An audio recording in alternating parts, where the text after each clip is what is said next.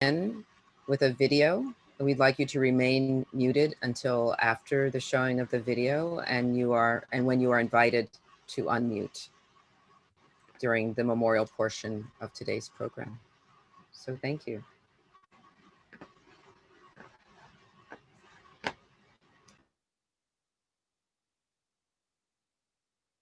They unfolded your lives one by one. They laid out your patchwork. That's my impression.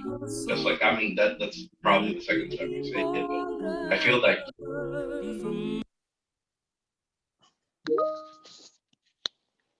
Please mute yourself.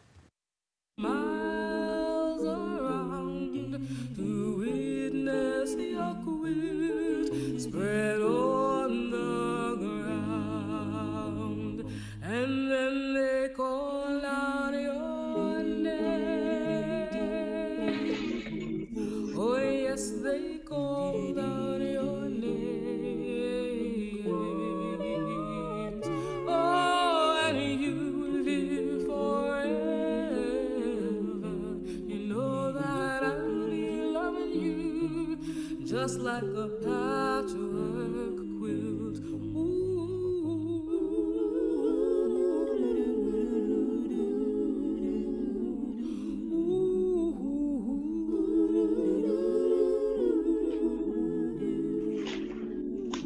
Well, there were men and women and mothers and fathers, sisters and brothers and daughters and sons and children and babies and lovers and friends.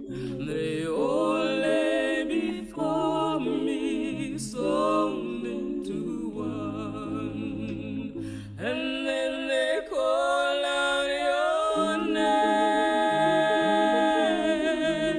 Oh yes, they call out your name.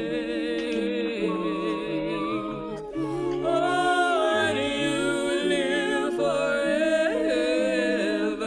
You know that I'll be loving you just like a patchwork quilt.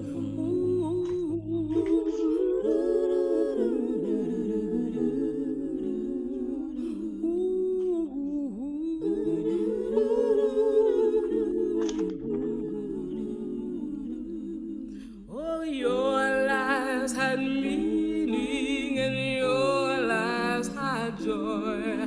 You touched so many people, many more than you know. And you wrap yourselves around me as I walk down these roads. You're letting me feel your beautiful souls. I feel the warmth of your lives. I feel the warmth of your lives. Oh, and you will live forever. You know that I will love you just like a patchwork quilt.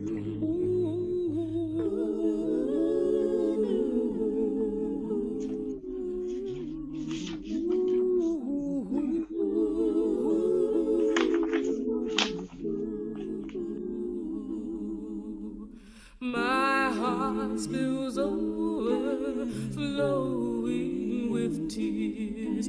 I cry for your suffering and for your shortened years.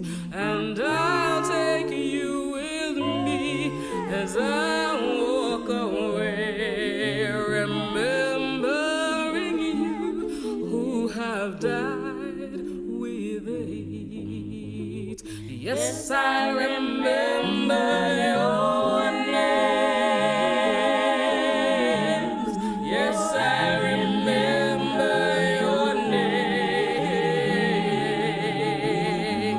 Oh, and you live forever. You know that I'll be loved.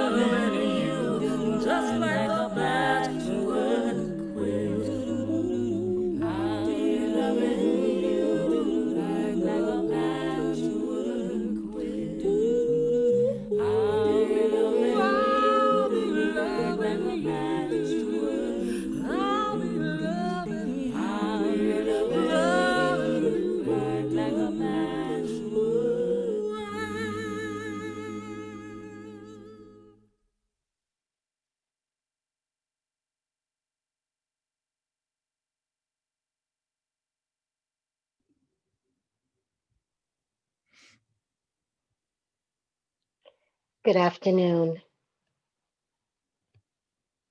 Today is December 1st and World AIDS Day. It marks the 33rd year that we have acknowledged World AIDS Day. Today, we commemorate and memorialize those that we have lost to HIV. We're celebrating those that continue to thrive living with HIV, and we educate those that are infected and affected by HIV. Although we have made much progress with treatment, prevention, and care strategies, we still have a long way to go. To end this epidemic, we must continue to prioritize and address the social and racial injustices and establish and implement a comprehensive, community-led and evidence-based plan and allocate the appropriate resources to do the necessary work. This year's theme for World AIDS Day really encompasses all of that. It's ending the HIV epidemic, resilience, and impact. Welcome and thank you. Hi, everyone. Welcome. I'm so glad to be here with you all today. A year ago on World AIDS Day, I celebrated the publishing of this book, Waking in Havana, a memoir of AIDS and healing in Cuba, which tells the stories of 5 Cubans living with HIV/AIDS, who I came to know in 1996 when I spent 6 months living in Havana and working in the AIDS sanatorium there. Many of my colleagues in AIDS and public health circles in the US questioned my decision to work in Cuba's controversial AIDS program.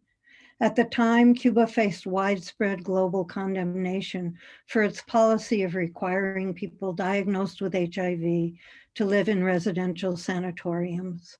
The program was not without its defenders, who pointed to the low rate of infection on the island as a model for the developing world. And I felt caught between these two opposing outlooks, but I was determined to keep an open mind. I brought my own experience of a decade working on the front lines as a pediatric AIDS nurse and caring for and grieving my husband, Clarence, who died of AIDS complications in 1990.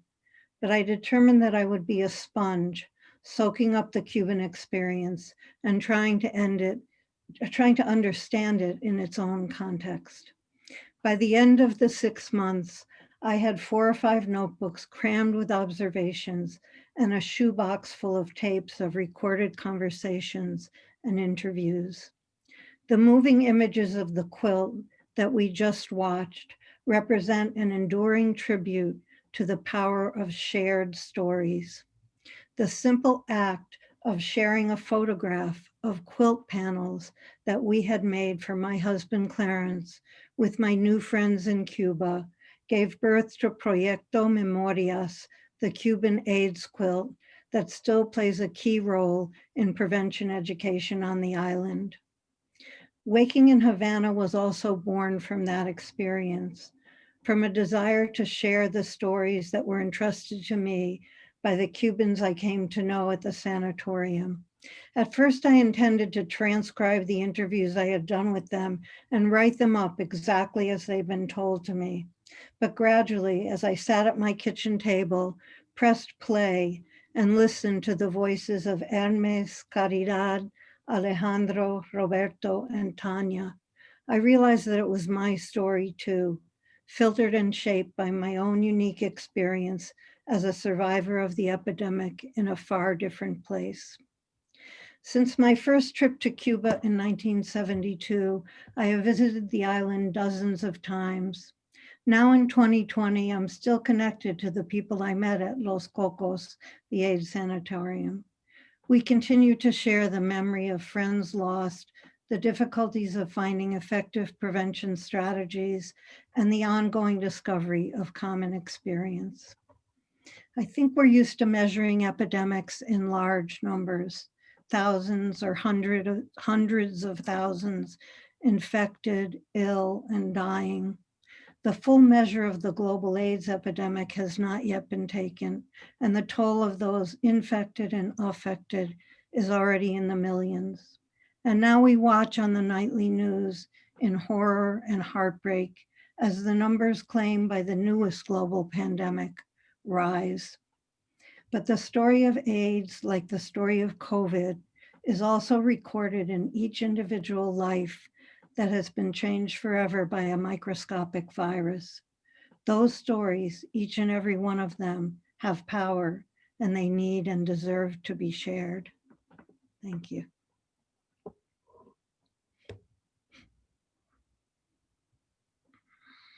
Thank you, Elena. At this time, we really want to just take a moment of silence to remember those who've passed on from HIV/AIDS and also from COVID. This year, we've been hit by another pandemic, like Elena shared, and we just want to take a moment. So if you wouldn't mind, if we're going to unmute or share the names in the chat of anyone that you want to remember that have passed on either this year due to COVID or in the past few decades due to HIV and AIDS.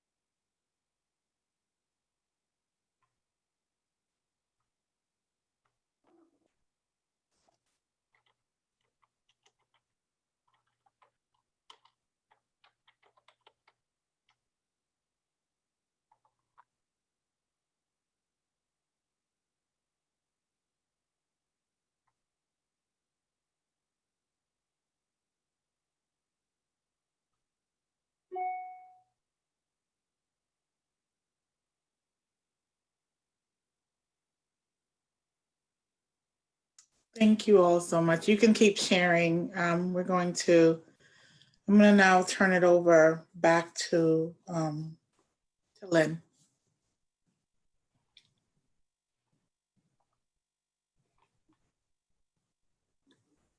Thank you, Claire, and welcome everyone. I just wanted to take a moment to introduce each of our speakers, and I will be posting their bios in the chat. But first, I just wanted to say what these three wonderful humans mean to me. I met Claire Simon when she was about 15 years old, and she was a peer educator in Brooklyn. And I've been enamored with her dedication to ending HIV and AIDS ever since, in addition to so many other wonderful qualities. I've had the pleasure of having her as a student, as my right and left hands administrative assistant, and now as a friend, but almost like a third daughter to me. She's a member of my beloved family. I also want to introduce Elena Schwolsky, who also was a student of mine, actually my first year of teaching.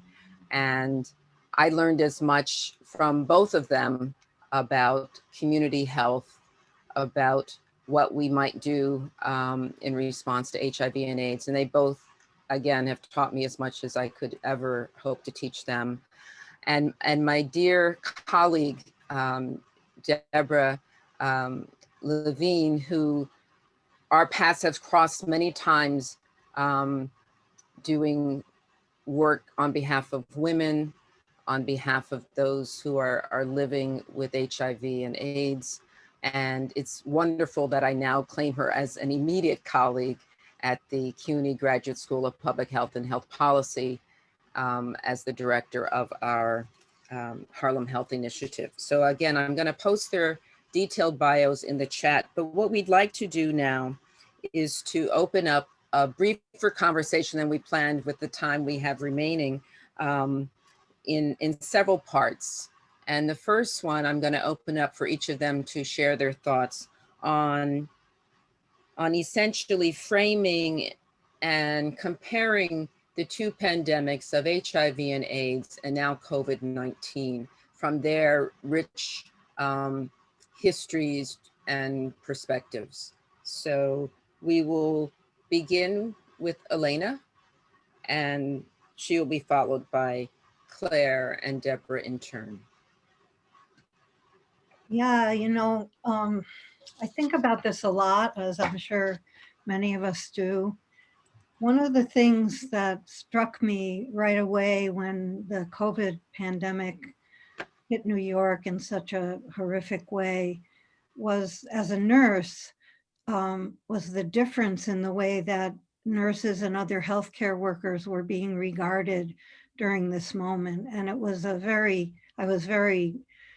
pleased and appreciated that difference, because I remembered from the early years of AIDS how deep and pervasive the stigma was, certainly for those who were infected, but it extended also to those who cared for those who were infected.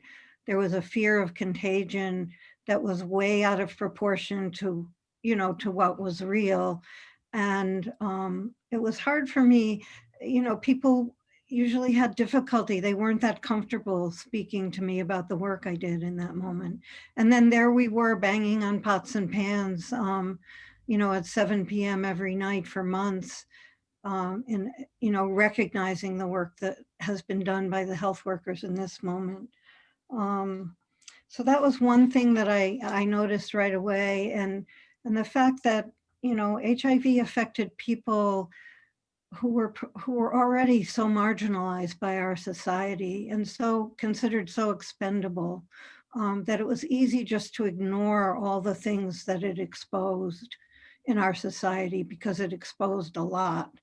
And with COVID, I think that's been more difficult because it potentially affects everyone. And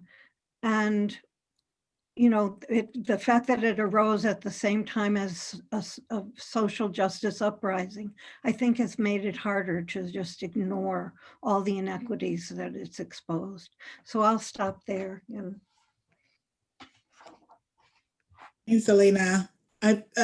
For me, I think, as Lynn shared, I've been doing this work for quite some time. And,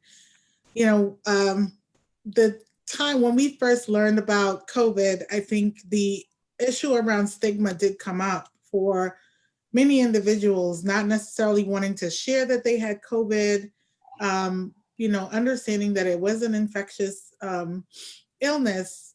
I think for many people who were HIV positive, the other thing that we've seen is isolation. Definitely people are feeling stigma, the stigma that was associated with HIV/AIDS, the isolation of being someone who's HIV positive and not being able to go see your family, not being able to, so we're quarantining now. So I think for us, there's been so many similarities between HIV and COVID, including we've been able to use the public health learnings from HIV to be able to address COVID. I think that's been the biggest thing for me, is that working as an HIV, I can't say expert. Can I say expert? I don't know if I'm an expert, but having worked in the field for this long, I think it was so important for us when we talked about contact tracing, when we talked about even now the vaccines, right, and things like that. Public health became the forefront of how do we address this issue. So those are some of the things that I know that we've been talking about. The other thing is the fragility of our healthcare system. When we see the impact of COVID, we are able to, the things that we've been talking about in the HIV world about what puts people at risk for HIV, addressing those social determinants of health. That is what we found as we began to address the issues around COVID, is that people who are most vulnerable, people who had to go to work because they had no choice, people who were, trying to take care of their families, were the ones that the most severely impacted. So for us, it's been definitely, we're learning more each and every day. The learning curve has been stiff and quick as it relates to COVID, unlike HIV. I think, like Elena said, I think healthcare workers were really looked at as essential to this epidemic, and we're doing it each and every day. I'll turn it to Deborah. Thank you both.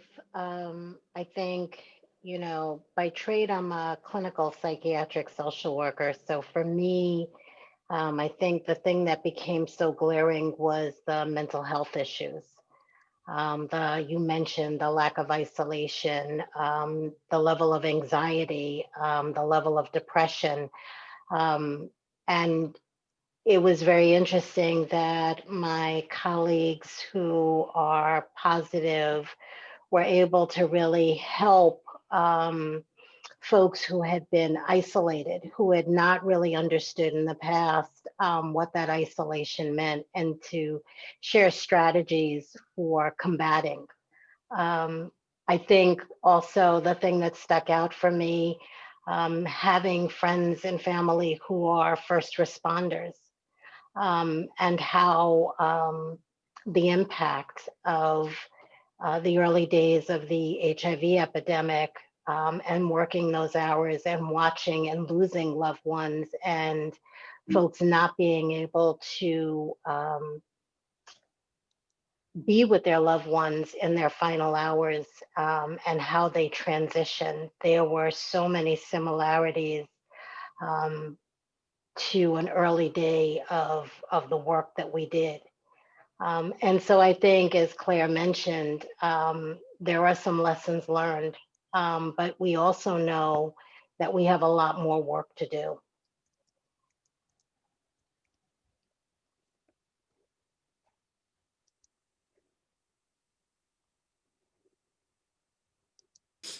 Thank you all. And for this next portion, what we wanted to do, and give me a moment, I was unable to post all the videos yet, but I will, because I was so intent on listening, is that we would like to now, speak to the responses, both by the United States and by Cuba, to both pandemics, and what are the lessons that have been learned. And this time, we'll begin again with Elena, and she will be followed by Deborah and then Claire. Okay, yeah, it's interesting to think about that. And I think there are quite a few parallels in the case of Cuba.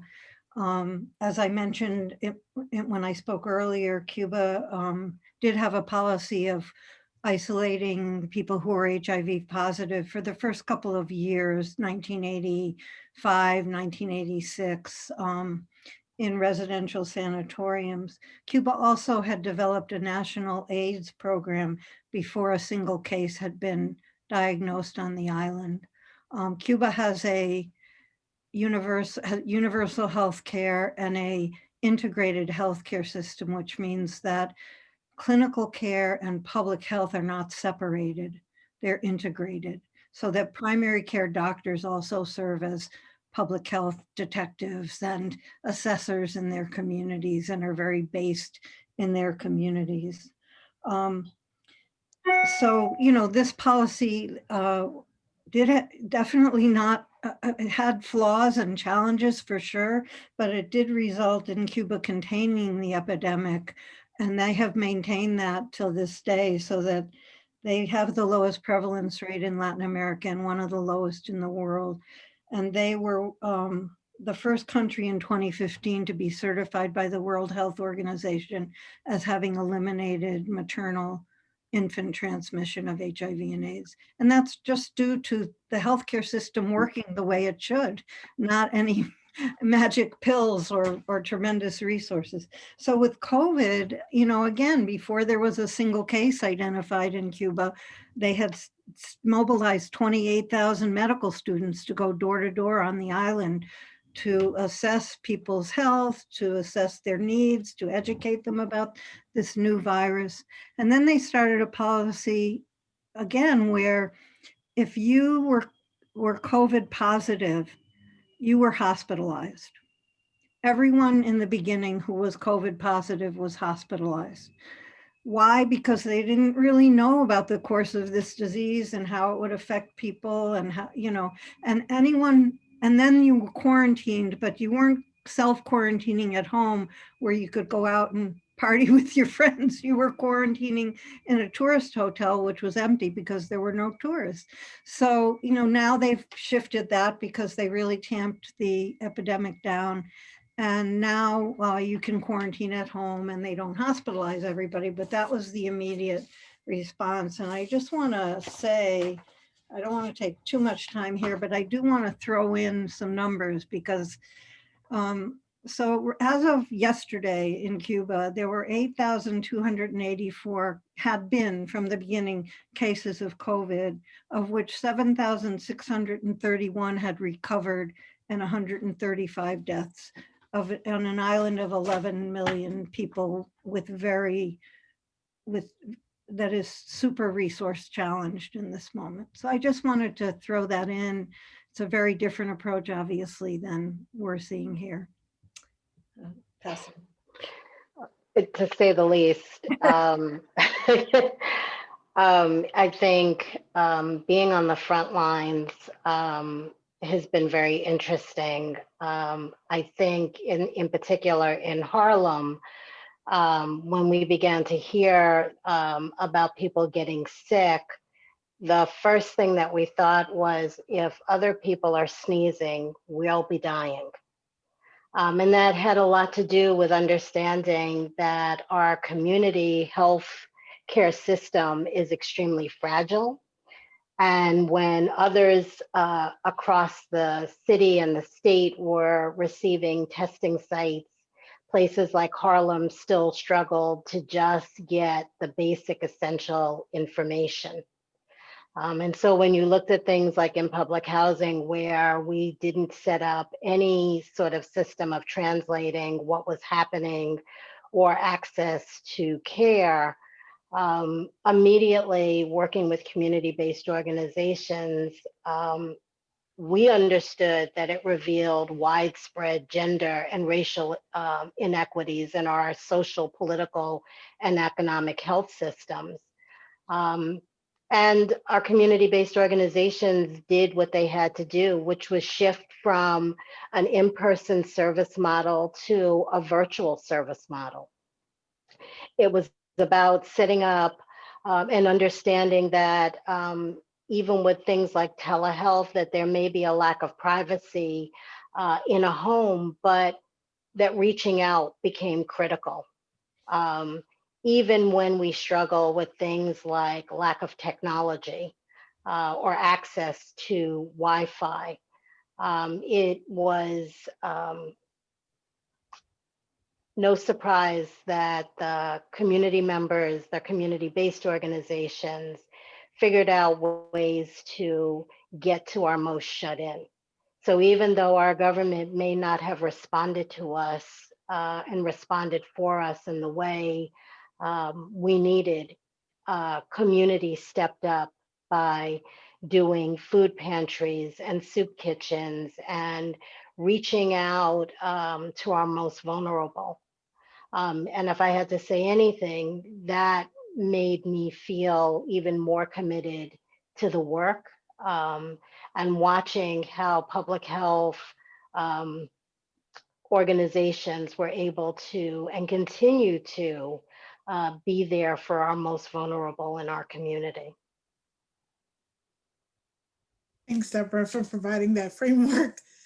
So I would say that our public health response, our government public health response was poor on both ends, if I can say that. I think part of what happened with HIV is we felt that only certain people were getting it, only certain people would get it, and therefore those people didn't count, and that they, let them just get it. I think with COVID, there was certainly a much more mass hysteria around COVID, because we noticed that it was certainly much more transmittable.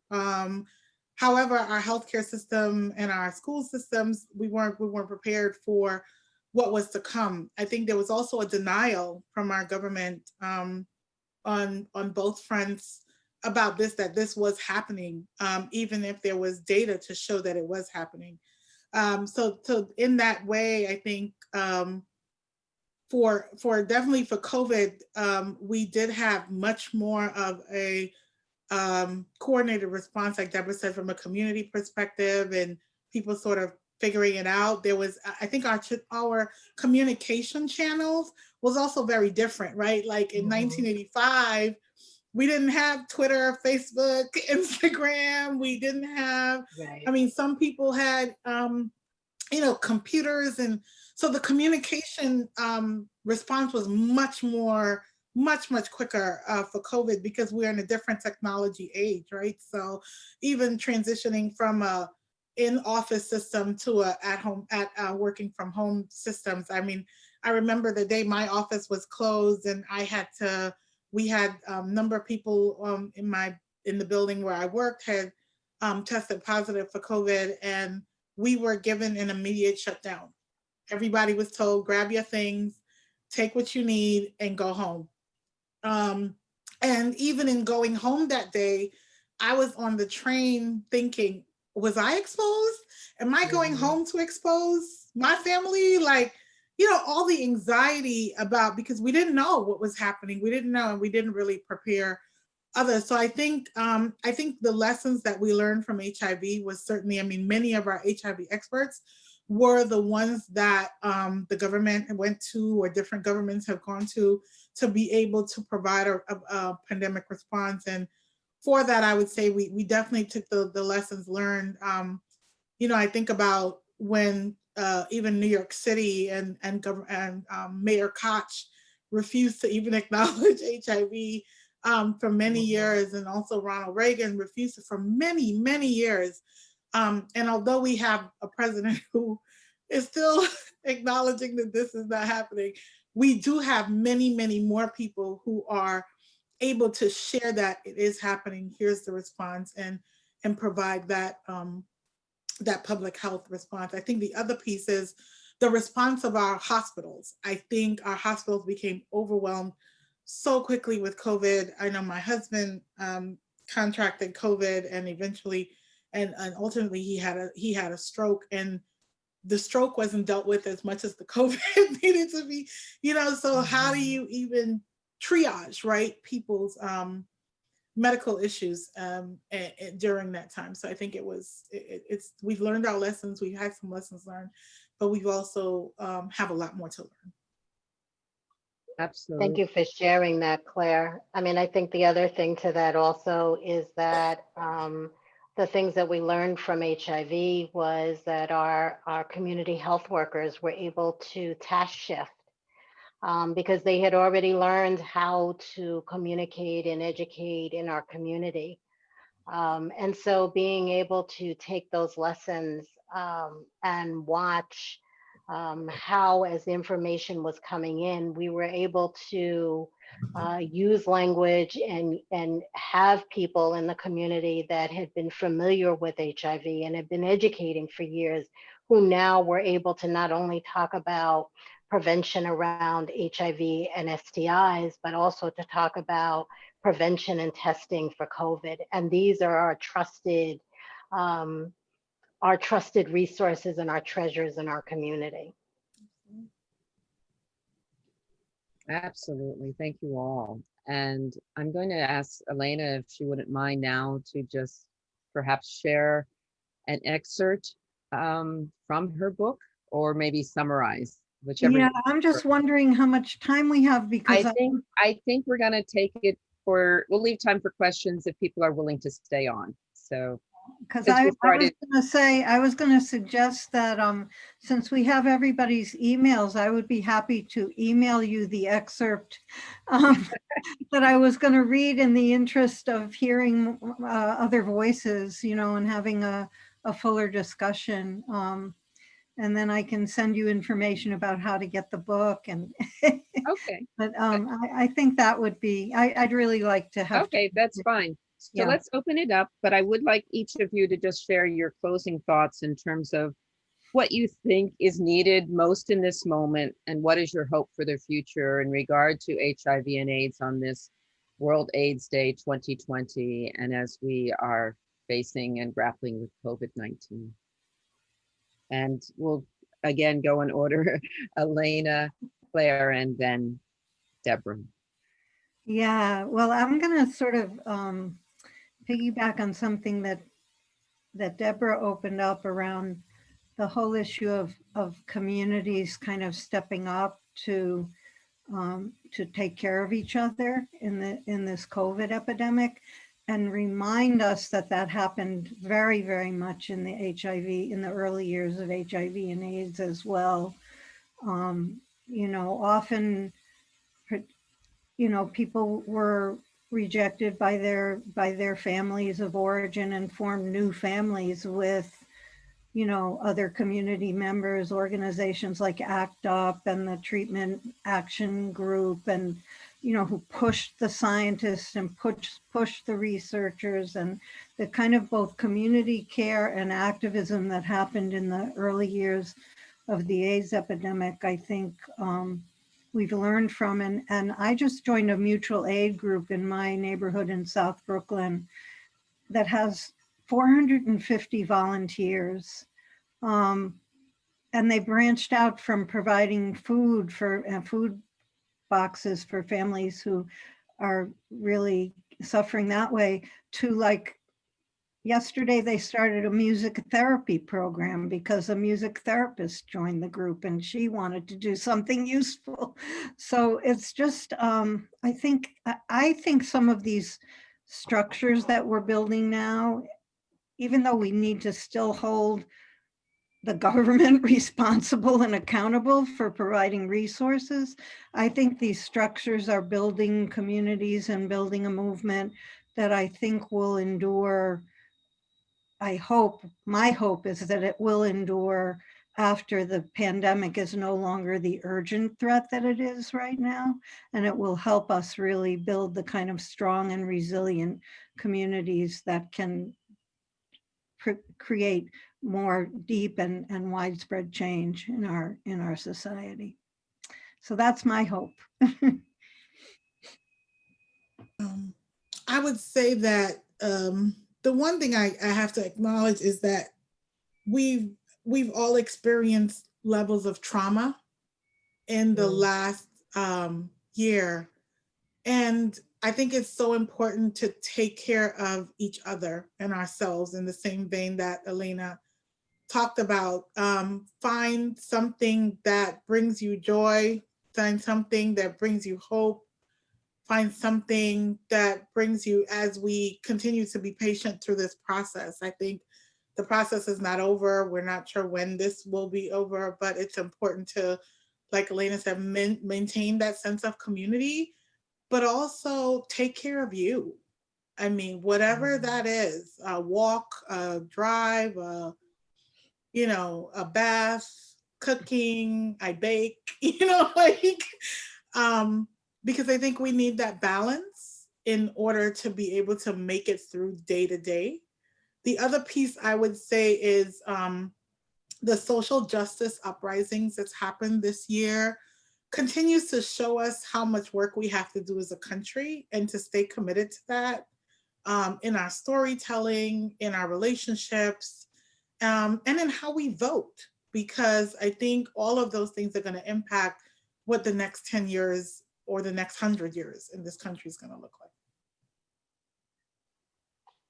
like. I say kudos to my co-panelists. They've said all that I could say, except to, you know, reinforce to take care of yourself so that we are there to take care of others. I will say keep the pressure on our elected officials, to be mindful that this is just the tip of the iceberg, that there is still a long haul in terms of COVID, but also a long haul in us getting to a place where where we're living in a world where HIV is no longer a threat. And so I leave you with that to say, as my mentor reminds me, that even when we're doing this work, to be forward focused and not past possessed. Thank you all. And I do think we are opening the floor now to everyone. I want to thank our panelists for sharing their wisdom. We know there's a lot more wisdom in this space here, in this virtual space. I see some wonderful comments and questions here in the chat, which any of our panelists can respond to. I want to begin with Barbara and Kay's comment that ACT UP and the activists and the movement played a huge role in forging accountability on AIDS. Is there such a movement now for COVID? Is one needed? It's funny. I'm saying it's funny. I was thinking about that today. I was like, do we need to start like a COVID movement? I do think there are some people who are working on a COVID response, and again, it's been largely government. But I think we've also been seeing that, and this might feed into the next question, is that part of the COVID response is economic recovery. It's jobs. It's businesses, it's so much larger than just healthcare, right? It's education, it's our technology, it's economics. So for us to be able to, I do think there needs to be a COVID movement. I think though that what that means is stability for our country, because we have so many who have and so many who have not. And even through these last 10 months, we have seen that the haves have made more money. The have-nots have lost money. So I think it's really important. I really was thinking about that today, earlier today, about a COVID response and a COVID movement. And for each of us, part of it is also the individual responsibility of each other. We still have this dichotomy of people who believe COVID is false. It's not, it doesn't exist. It's not real. It's just the flu. And I don't have to do anything. I don't have to wear a mask. That's infringing on my rights. And we saw some of that with HIV as well. But I think some of this is really around how do we push personal responsibility as well as develop our infrastructure so that it's sustainable for anything else that is to come. There's also a question from Adriana. I hope I said your name correctly. What do you all think of this new stigma associated with a COVID diagnosis? Most people don't want to acknowledge they have it or have had it and kind of see the infection as a moral failure. Also, what are your thoughts on gay men currently believing HIV is a rite of passage? Loaded question. So I think I'll tackle that backwards. I would say that when we have anyone in our community who believes that having a chronic disease is better than not having one, we have failed as a society and as a community. I wouldn't wish for all that I have seen that HIV has done and what COVID has now done. I wouldn't wish that on anyone. So the fact that from a mental health perspective, folks feel that the only way that they can survive is to have a chronic illness so that they can access healthcare, they can access housing, access food, means that we have to do better as a community, means that our structures have to be, in some cases, maybe taken apart and re-put together in a way that ensures that we are culturally competent, linguistically sensitive, and that we meet the needs of all of our community members, not just some of them. Yeah. Is there anyone who would like to unmute? And Elena, I don't know if you want to respond at all to those questions. Yeah, I mean, I in terms of the movement that that existed around HIV and AIDS, and that we, I mean, have to credit with just like, I don't know what would have happened in the world of HIV and AIDS if that movement had not, you know, sprung up and been born and been pushing and pushing and pushing, and still is. You know, there actually is a COVID. I get emails from ACT UP Fight COVID. So I think there is still, you know, that spirit of ACT UP and what ACT UP represented is still alive. But I think I agree that the movement around COVID is so, it needs to be so much broader, and I think it is so much broader. And I think that the racial and social justice uprisings that we've been seeing are about COVID. They're about the fault lines in our society that COVID has exposed, more than any time I can remember in our recent history. And so I think it's not just, or not just, but it's not simply like someone said, a healthcare, this we have to change fix the healthcare system or make the healthcare system respond to COVID. It's the whole, framework of our society that just creates these vast chasms of, inequity. So. Well, because we're at the top of the hour, I'm going to allow Elena to have the last word. Oh, And I'm going to ask John to post information about her book where you can stay in touch with her. And as she indicated, we will share, she can send excerpts to all of you through the RSVP list. And I'm sorry we ran out of time because of the late start. If anyone would like to remain on the line asking questions of any of our panelists, and especially of Elena, the author of this incredible book, which I highly recommend. And 5 of you who came and joined us today will be the lucky recipients of a complimentary copy of the book. Some of you, I suspect, might already have one. So through our process, we will determine who has not, and those will be sent to you we'll contact you to let you know if you were one of those lucky recipients. But again, thank you all for coming on this World AIDS Day.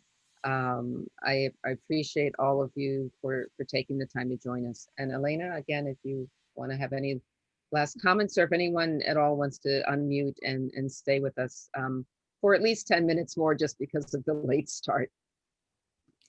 Yeah, I mean, I guess my last comments would be just to thank everybody for taking this time out on World AIDS Day to be with us, and to thank Lynn and Claire and Deborah for joining in conversation. I think it's so important to acknowledge both the global nature of what we're going through right now and the interconnectedness of, the various the movements that have grown up around it. And I really published Waking in Havana because I think it is important for stories to be told, and I think they can bridge, like there's a tremendous political gap between Cuba and the US, largely fostered by US policy toward Cuba, which is very punitive and restrictive. And I think that, this kind of storytelling and the storytelling that's coming out of our current pandemic helps to bridge those gaps, and joining together like we did today is a really important, an important kind of exchange and sharing to happen. So just thank you so much for being here. Indeed, and I just want to thank all of you for sharing.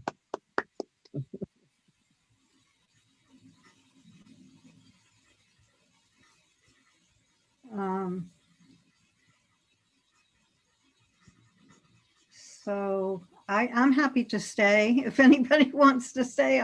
I can't see anybody right now because I just see the slide, but. I think if can you change your view option to gallery, you might see it on the side, side by side gallery. Yeah. Okay, there you go. Yeah. And if you scroll, you'll be able to see more people. Oh yeah. Okay. Yeah.